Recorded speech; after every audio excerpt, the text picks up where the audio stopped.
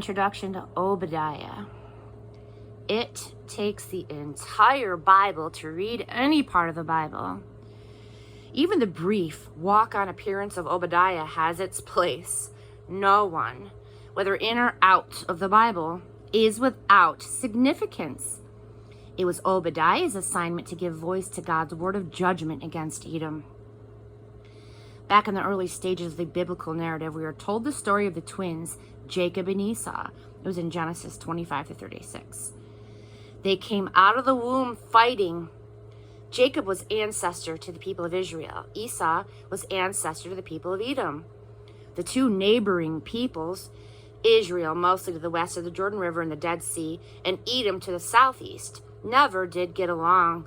They had a long history of war and rivalry.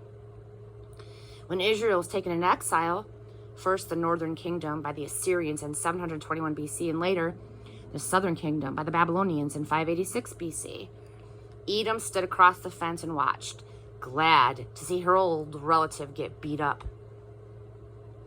At first reading, this brief but intense prophecy of Obadiah, targeted at Edom, is a broadside indictment of Edom's cruel injustice to God's chosen people.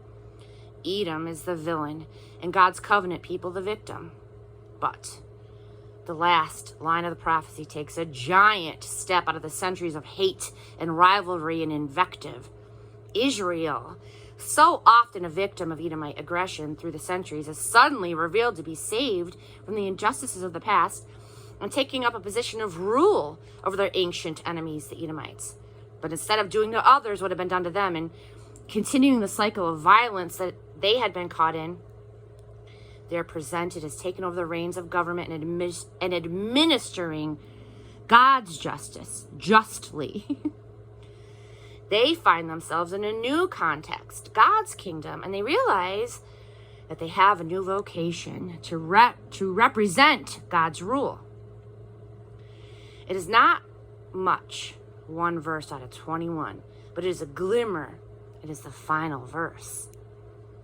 On the day of judgment, dark retaliation and invective do not get the last word.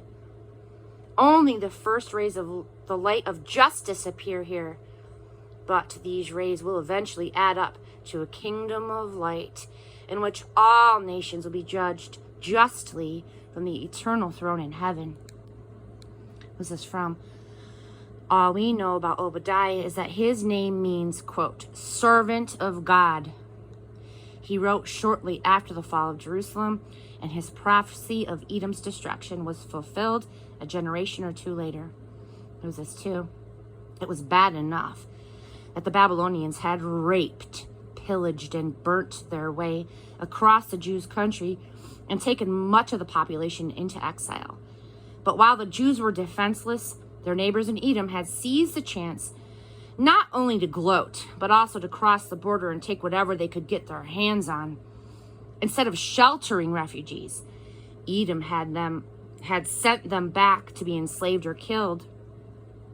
The Jews taken captive to Babylon nursed this grudge, and it's hard to know what they thought of Obadiah's vision that someday, when they got their own back, that they would repay Edom not with revenge, but with generous justice.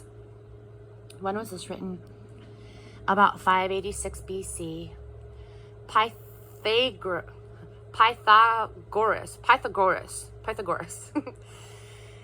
Pythagoras, a Greek mathematician and philosopher, was born in 569 BC. He founded a commune dedicated to obedience, simplicity, and study. When a person joined the group, he had to stay silent for 5 years before he could offer ideas. The Pythagoreans studied music, astronomy, and mathematics. They decisively proved a theorem about right triangles. It was a squared plus b squared equals c squared. Although the Babylonians had known and used the idea for 1,000 years, today we call it the Pythagorean theorem.